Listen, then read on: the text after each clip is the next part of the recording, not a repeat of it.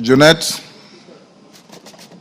Speaker, I don't have much to add to what the majority leader said, but suffice to say, Mr. Speaker, that the matter that has been raised by Honorable Milema Mr. Speaker, you remember this House never used to have the powers to look into the budget of the country. The new Constitution gave us those powers, Mr. Speaker. But Mr. Speaker, what has been happening the last 2 years in the Budget and Appropriation Committee of this House, Mr. Speaker, borders criminality. If we lay bare, Mr. Speaker, those things, as has been discussed in the retreat we had of the leadership in Naivasha and also in the House Business Committee, Mr. Speaker, those issues, those atrocities, Mr. Speaker, cannot be shied away from talking about, Mr. Speaker. Mr. Speaker, how on earth can one county have an allocation, budget allocation of 12 billion shillings and a whole region has 60 million shillings, Mr. Speaker? What kind of country are we living in? Mr. Speaker, the Budget and Appropriation Committee went around the country to do public participation. And they ended up agreeing that they are going to use 2 billion shillings to allocate to those counties that they are visiting, Mr. Speaker. That amount ended up ballooning to 12 billion shillings, Mr. Speaker. And the beneficiary of that 12 billion shillings is not those counties that public participation was done on, Mr. Speaker. It is other counties and other constituencies, Mr. Speaker. The Budget and Appropriation Committee of this House has reached to the level where the chair of that committee, Mr. Speaker, now, members of Parliament are going to his constituency for benchmarking, Mr. Speaker. Benchmarking. And all of us are supposed to receive the same amount of NGD, CDF, Mr. Speaker. What is making members to go and benchmark in a colleague's constituency, Mr. Speaker?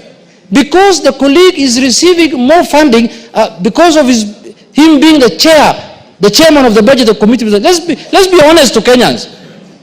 Let's tell Kenyans the truth, that he was sitting in an advantageous position of chairing that powerful committee of the House, which you could do skewed allocation of resources to his constituents, Mr. Speaker.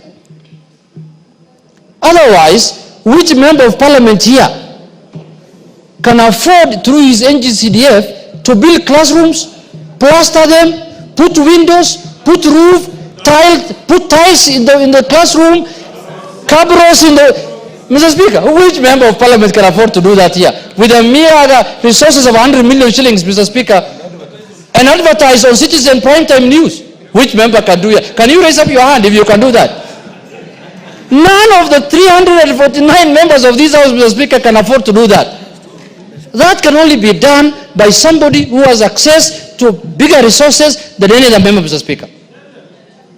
The Budget and Appropriation Committee did not start the other day. The distinguished leader of the majority party, Mr. Speaker, has been the chair of that committee for many years. And he has never done those things. I have been with him in this House. He has been very careful and he has shared the resources of the country equitably, Mr. Speaker. I can say that without any fear of contradiction.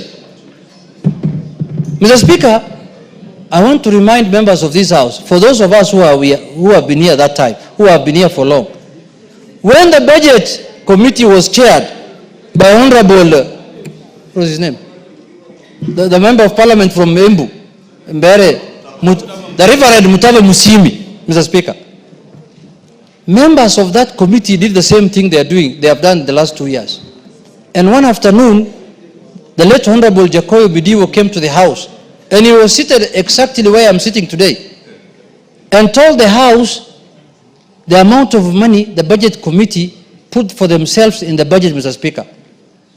And the whole committee, that time, the membership of the Budget Committee was 52 or 51? 51. The whole committee was dissolved. And a new committee was formed, Mr. Speaker, based on what Honorable Jacoyo presented to the House, Mr. Speaker. Mr. Speaker, if the Budget Committee does its business the way that the revamped committee has done, Mr. Speaker, the only option, the only solution to Mr. Speaker, that's available for this House is to convert the 349 members of this House into a Budget Committee. The whole House becomes the committee of the budget, Mr. Speaker. But as leadership and as parties, we have given responsibility and priorities to certain members.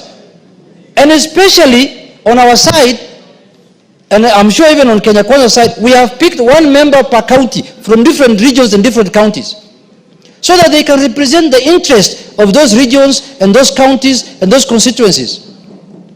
But Mr. Speaker, it looks like the committee now sits down and agrees on how to share the resources among themselves, forgetting that they are representing Kenyans and they are representing the whole House, Mr. Speaker, in that committee.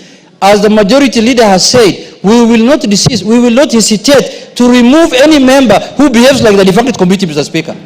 I know there are remnants who have remained in that committee from the previous committee. I don't want to mention their names. We are giving them a warning that if you are not going to share the resources of the country equitably, Mr. Speaker, we will de-whip them and we will discharge them from the committee, Mr. Speaker. Mr. Speaker, in conclusion, I saw, I don't want to mention names, an old man who has started a polytechnic which has 10,000 people.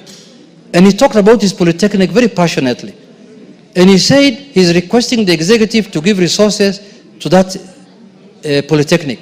And the polytechnic has 10,000 students. Mr. Speaker, in their wisdom of lack of it, through the chair of the committee and the committee, gave that polytechnic in Bungoma 25 million shillings and gave another one in another place 250 million, which has only 2,000 students.